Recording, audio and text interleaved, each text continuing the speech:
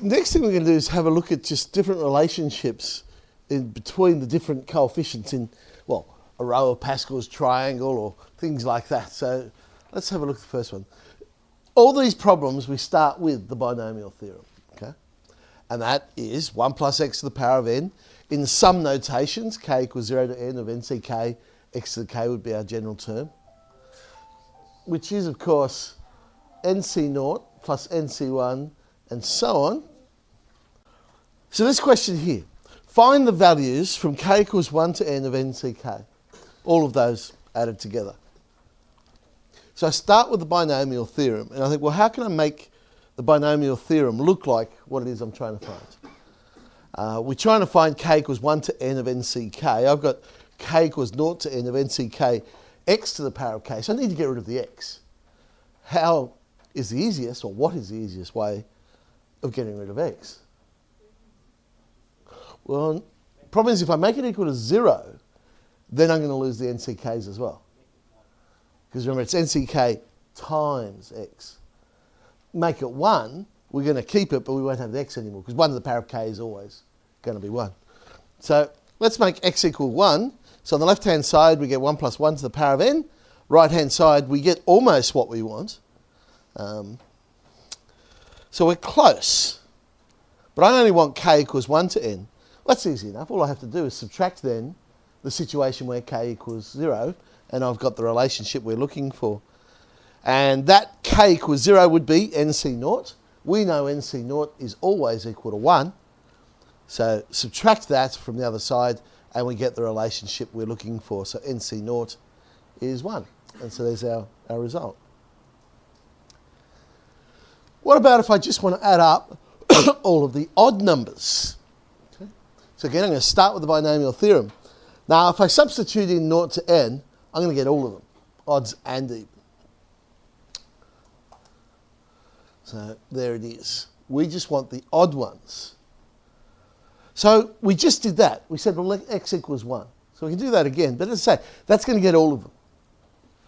I want to get rid of all of the even ones. So what can I substitute in for x now? Okay. So if we sub in minus 1, then the terms will alternate, plus minus, plus minus, plus minus. Because negative 1 to the power of an even number will always be positive 1. But to an odd power will be negative 1.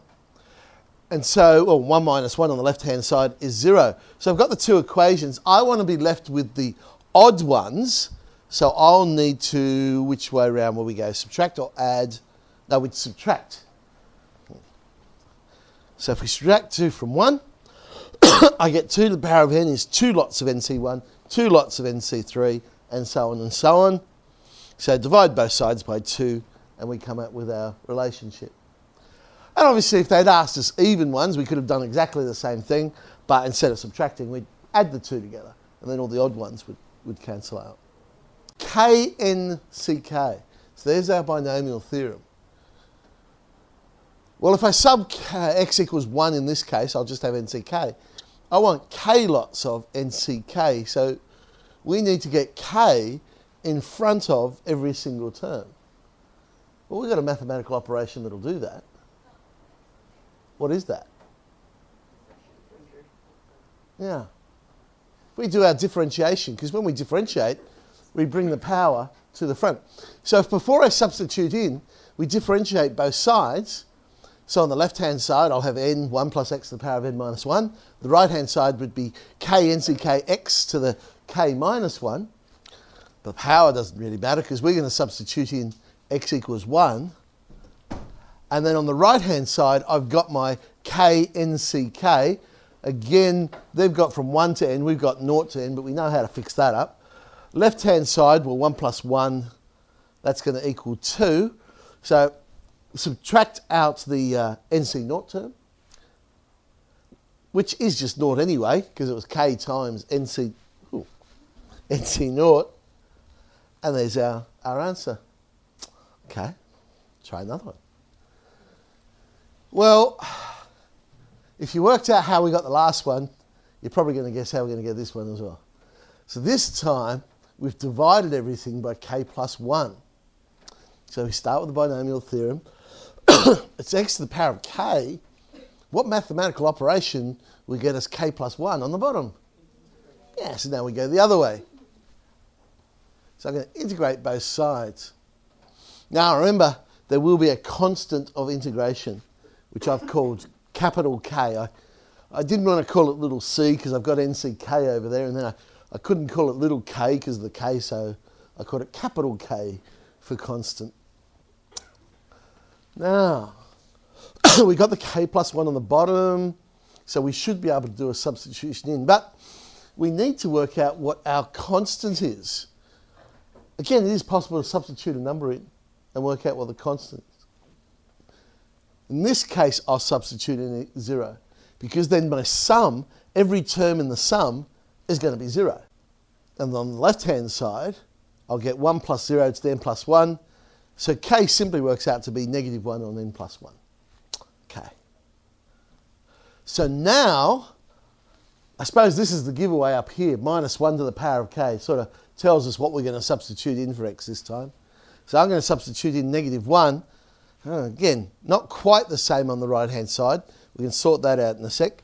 Left-hand side, 1 minus 1, well, that's just 0. So it's very close. We've got minus 1 to the k plus 1. Or how can I turn minus 1 to the k plus 1 into, we just want, everything else is the same, isn't it? We just want minus 1 to the power of k divided by minus 1. Divide both sides by minus 1, and so then the right-hand side would become positive 1 on n plus 1.